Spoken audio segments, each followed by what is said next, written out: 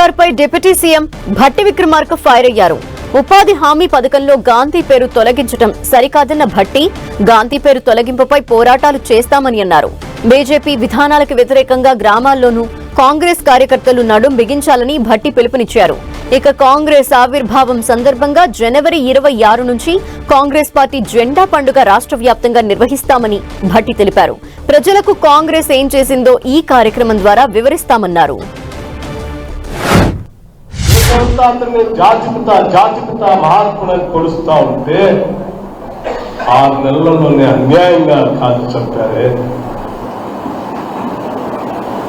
ఆయన ఆలోచన విధానము కేవలం భారతదేశానికి కాదు, ప్రపంచానికి కూడా శాంతియుత మార్గం గాంధీయిజం ఏకైక మార్గం అని చెప్పి నోబెల్ తీసుకొచ్చేటువంటి పరిస్థితులు ఉన్నటువంటి మహాత్మా గాంధీ పేరు మీద ఉన్నటువంటి ఈ స్కీమ్ ఆయన పేరు తొలగించి ఆ స్కీమే లేకుండా చేయాలనే ఆలోచన దుర్మార్గం.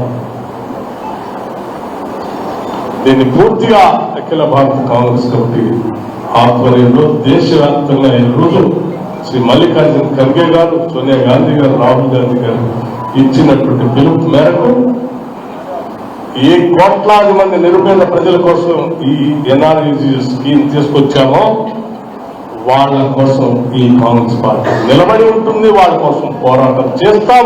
గ్రామ గ్రామాల కార్యక్రమం కోసం పెద్ద ఎత్తున ఉద్యమం చేస్తామని కూడా ఈ సందర్భంగా మీ ద్వారా రాష్ట్ర ప్రజలందరికీ తెలియజేయడమే కాకుండా ప్రతి గ్రామంలో కాంగ్రెస్ కార్యకర్త నాయకులు ఈ కార్యక్రమం కోసం పోరాటం చేయాలి, ఉధృతం చేయాలి, ప్రజలందరికీ వివరించాలి, దీన్ని కాపాడడం కోసం నడుము బిగించాలని చెప్పి ఈ సందర్భంగా పిలుపుస్తా ఉన్నాం.